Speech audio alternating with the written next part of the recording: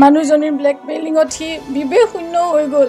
ইমান মানে ল'ৰাটোক মোক ব্লেকমেইল কৰি দিলে। সি ছোৱালীজনী মৰা বুলি ভাবি সিও মানে এনেকুৱা এটা সিদ্ধান্ত ল'লে মানে মই সোনকালে ধৰক শাস্তি দিয়ক। আজি মোৰ বুকু সোধা হৈছে। এনেকুৱা মানুহ যদি সমাজত থাকে আৰু কিমান মাত্ৰাৰ বুকু সোধা হ'ব। আৰু এনেকুৱা যাতে এইটো বয়সৰ এটা সন্তানে মাক মই যিটো অৱস্থাত দেখিলোঁ ষ্টেচনত।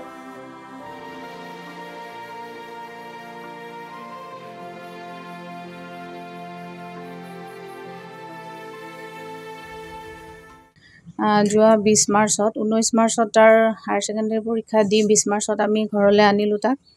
আনাৰ পাছত সি আৰু কেইবাটাও এণ্ট্ৰেঞ্চ পৰীক্ষাও প্ৰিপেৰেশ্যন কৰি আছিলে, দিলে। কিন্তু মে' মাহৰ 12 তাৰিখে মোৰ ল'ৰাটোৱে ছুইচাইড কৰিলে। 12 মে'ত। গোটেইখিনি ঘটনা আমাৰ কাৰণে খুব আচৰিতেই আছিলে। কিন্তু কেইদিনমান আগতে গম পাইছিলোঁ আমি সি এজনী ছোৱালীৰ লগত কথা পাতে। কিন্তু সেইটো ইমান ডাঙৰ কথা বুলি ভবা নাছিলোঁ, কাৰণ এইটো এজত সেইবিলাক খুব নেচাৰেল বুলি ভাবিছিলোঁ। আৰু মাজতে ছোৱালীজনীয়ে মোক খুব বেয়াকৈ মেছেজ এটাও কৰিছিলে, যিটো মই আগৰ নিউজত স্ক্ৰীনশ্বট সহিতে ৰাইজক অৱগত কৰাইছিলোঁ। কিন্তু তাৰপাছত আমি যিখিনি তথ্য পালোঁ, মানে অকল ল'ৰাটো বা ছোৱালীটোৱে নহয়, তাতে ছোৱালীজনীৰ মাক জড়িত থকা বহুতখিনি তথ্যই আমি পালোঁ। পোৱাৰ পাছত আমি প্ৰশাসনৰ ওচৰত গ'লোঁ। তেওঁলোকৰ ওপৰত এজাহাৰ দিয়া হ'ল আৰু যোৱা 22 তাৰিখে এজাহাৰখন দিছিলোঁ। এতিয়া এমাহেই হ'ব হ'ল। আৰু ইয়াৰ জৰিয়তে মই মহামান্য উচ্চতম ন্যায়ালয়ক ধন্যবাদ জনাইছোঁ, কাৰণ তেওঁলোকৰ যি অগ্ৰিম জামিন দুবাৰকৈ তেওঁলোকৰ নাকচ হৈছে। কিন্তু তথাপিও মানে তেওঁলোকক এতিয়ালৈকে দোষীক মানে তেওঁলোকক কাৰায়ত্ব কৰিব পৰা নাই।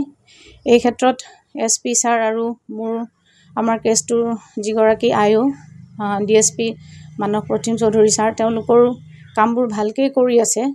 কিন্তু কি কাৰণত দোষী এতিয়ালৈকে কাৰায়ত্ব হোৱা নাই, ইয়াৰ আঁৰত কি ৰহস্য সোমাই আছে মই এতিয়াও গম নাপাওঁ। কিন্তু মই আজি এই 12 তাৰিখৰ পৰাই মই বহুত মানসিক অশান্তিত ভুগি আছোঁ, কাৰণ দোষীক এতিয়ালৈকে ধৰিব পৰা নাই। যিহেতু একো শাস্তিৰ কথাই আহি পৰা নাই, মই বিচাৰোঁ ইয়াৰ জৰিয়তে মই মাননীয় মুখ্যমন্ত্ৰীকো কাতৰ অনুৰোধ কৰিছোঁ আৰু DGP ছাৰকো মই জনাইছোঁ, যিমান পাৰে যি ব্যৱস্থা আছে দোষীক ধৰাৰ কাৰণে। কাৰণ সদায় মানুহবোৰে এইটোৱে কৈ আছে যে পুলিচে ইচ্ছা কৰিলে ধৰিব পাৰে। গতিকে ধৰক, মই হাতযোৰ কৰিছোঁ, আপোনালোকে খুব সোনকালে দোষীক কাৰায়ত্ব কৰক। আৰু এয়া দোষী বুলি কৈহে আছোঁ। তেওঁ হ'ল কলাইগাঁও উচ্চতৰ মাধ্যমিক বিদ্যালয়ৰ এছিষ্টেণ্ট শিক্ষয়িত্ৰী জয়শ্ৰী ডেকা শৰ্মা আৰু তেওঁৰ জীয়ৰী, আৰু তেওঁৰ স্বামী হ'ল জয়ন্ত শৰ্মা। গতিকে তেওঁ এগৰাকী শিক্ষয়িত্ৰী হৈ মোৰ ল'ৰাটোক বহুত বেয়াকৈ তেওঁ ব্লেকমেইল কৰিলে। কাৰণ সেইবোৰ তথ্য আমি মোবাইলতে পাইছোঁ। ছোৱালীজনীয়ে ৰেড কিলাৰ খাই মই মৰিলোঁ বুলি ফোনটো ছুইচ অফ কৰি দিয়াৰ পাছত এজনী মাক হৈ ছোৱালীজনী পৰি থকা ফটো বা ল'ৰাটোৱে মোৰ বাৰে বাৰে সুধি আছে যে উশাহ লৈ আছেনে আণ্টি, ডক্টৰে কি কৈছে, তাৰ পিছতো তেওঁ মৰিলে জনাম দিয়া। তাৰপাছত আৰু এখন ফটো দিছে, দি পেলাই কৈছে এতিয়া ভাল লাগিছেনে। ইমান মানে ল'ৰাটোক মোক ব্লেকমেইল কৰি দিলে। সি ছোৱালীজনী মৰা বুলি ভাবি সিও মানে এনেকুৱা এটা সিদ্ধান্ত ল'লে মানে মই গৈ নাপালোঁ, ল'ৰাটোক বচাব নোৱাৰিলোঁ। মোৰ ইমান উঠি অহা ল'ৰা এটা, 18 বছৰৰ মোৰ আশা সপোন মুহূৰ্ততে শেষ কৰি দিলে এজনী মানুহৰ মানে ব্লেকমেইলিঙত। তো প্লিজ তেওঁক ধৰক, সোনকালে ধৰক, শাস্তি দিয়ক। আজি মোৰ বুকু সোধা হৈছে।